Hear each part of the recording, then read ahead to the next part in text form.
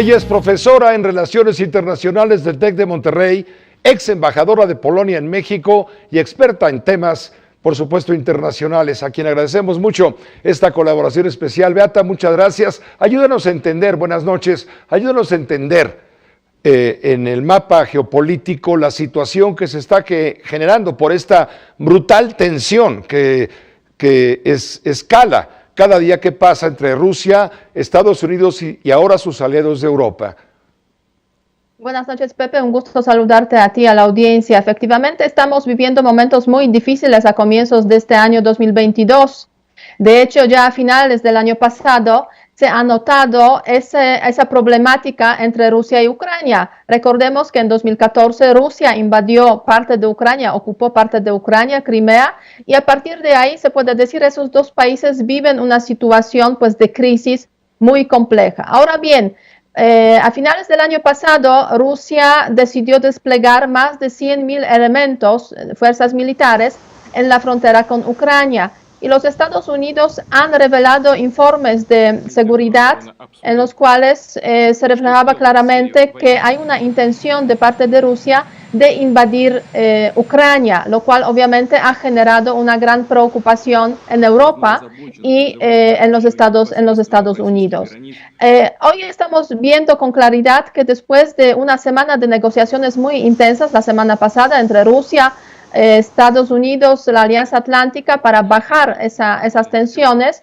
pues la verdad es que no se ha logrado disminuir esa posibilidad de una intervención militar de Rusia en Ucrania. Y a raíz de eso, lo que estamos viendo justamente es esa alerta que han decidido poner los Estados Unidos, dando pues esa información que 8.500 elementos de las Fuerzas Armadas estadounidenses pues se han puesto en alerta a raíz de esa posibilidad de la intervención militar rusa en Ucrania, y también varios países miembros de la Alianza Atlántica han hecho lo mismo. ¿Qué podemos esperar? La verdad es que esta semana siguen las negociaciones diplomáticas, porque es de forma paralela este canal para solución de este conflicto, las negociaciones diplomáticas entre Rusia, entre Estados Unidos, otros países involucrados. De hecho, este jueves se va a celebrar en París una reunión entre los representantes de Rusia y Ucrania, acompañados por los representantes de Francia y del Reino Unido, para buscar una solución al conflicto que existe entre Rusia y Ucrania. Y por otra parte, esta semana también esperamos la respuesta escrita de parte de los Estados Unidos a las demandas que ha hecho Rusia a raíz de esa crisis y de la situación en Ucrania. Lo que pide Rusia básicamente es lo siguiente: que la Alianza Atlántica se comprometa a no ampliarse más, a no permitir que en el futuro, por ejemplo, Ucrania pueda convertirse en el miembro de la Alianza Atlántica, y también lo que exige Rusia es disminuir la presencia militar de la Alianza Atlántica en los países miembros de esta alianza de parte de Europa, en la parte de Europa Central. Eso no lo puede, prometer la Alianza Atlántica ni los Estados Unidos, así que yo creo que vamos a ver en los próximos días un desarrollo muy preocupante en esa crisis entre Ucrania y Rusia, sin obviamente excluir la posibilidad efectivamente de esa invasión militar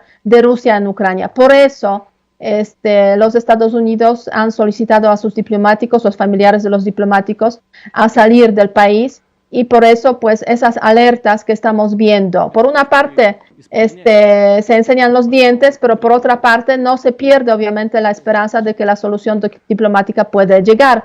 Pero en todo eso, los aliados de la Alianza Atlántica se preparan para lo peor, amenazando a Rusia con, pues, sanciones fuertes y respuesta fuerte en caso de que ésta decide cruzar la frontera de Ucrania. No sabemos qué está al fin y al cabo en la mente de Putin, quien decide en ese contexto.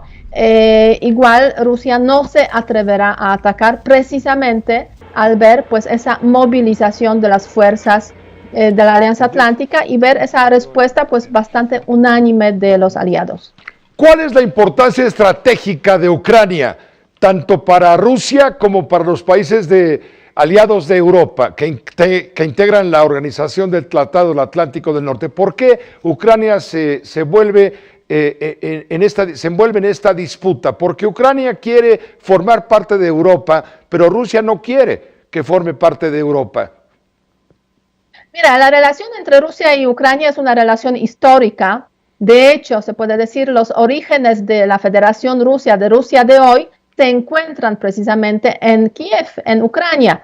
Por eso tenemos esa relación histórica que desde la perspectiva de Rusia es una relación que debe permanecer por siempre y que significa que Ucrania esté en la zona de influencia, en la órbita de la Federación Rusa.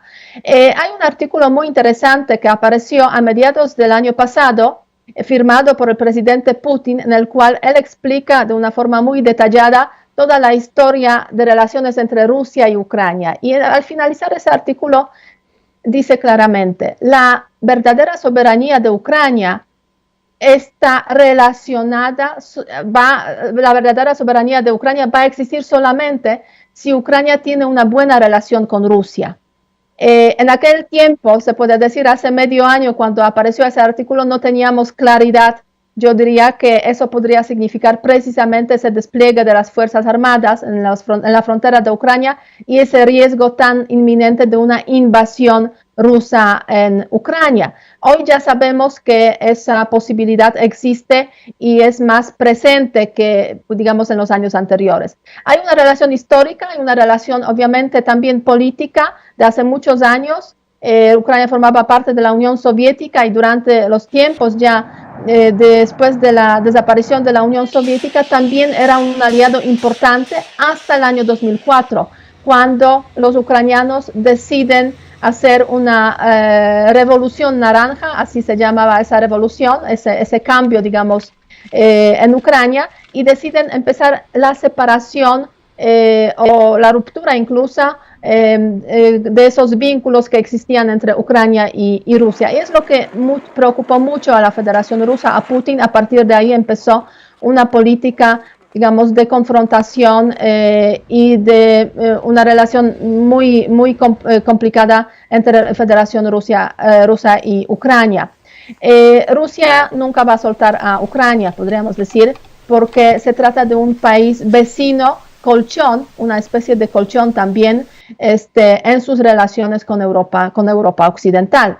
El papel que Rusia le da a Ucrania es muy similar al papel que tiene hoy en día Bielorrusia, pero que sí se encuentra, contrariamente a Ucrania, en la zona de influencia de Rusia. ¿Qué significa para la Alianza Atlántica y para la Unión Europea la vecindad de Ucrania? Pues la verdad es que es un país muy importante, un país que ha iniciado su proceso de democratización con vaivenes, con diferentes, digamos, altos y bajos, y un país que en el año 2004 ha decidido pues ese rumbo hacia Europa Occidental. Ahora bien, es también un tema de, por ejemplo, los flujos migratorios, es un tema de inseguridad que podría generar esa crisis entre Rusia y Ucrania. En ese contexto me gustaría mencionar una encuesta que se ha hecho en diciembre entre los ciudadanos ucranianos sobre precisamente qué harían ellos frente a la invasión de Ucrania. 50% declara que van a defender a su país de forma militar o de otra manera, pero 10% declara que va a emigrar a otro país, el país vecino más cercano es Polonia, que ya es miembro de la Alianza Atlántica, es miembro de la Unión Europea. En ese contexto, esa vecindad significa pues también la posibilidad de una desestabilización, se puede decir, en caso de que haya una invasión de Rusia en los territorios de Ucrania. Te agradecemos mucho, Beata Boina, que nos hayas explicado. Conoces perfectamente el mapa geopolítico en esa zona y apreciamos mucho tu observación y tu análisis. Estaremos en contacto si nos permites. Muchísimas gracias y aquí seguiremos analizando el tema. Hasta Gracias. luego.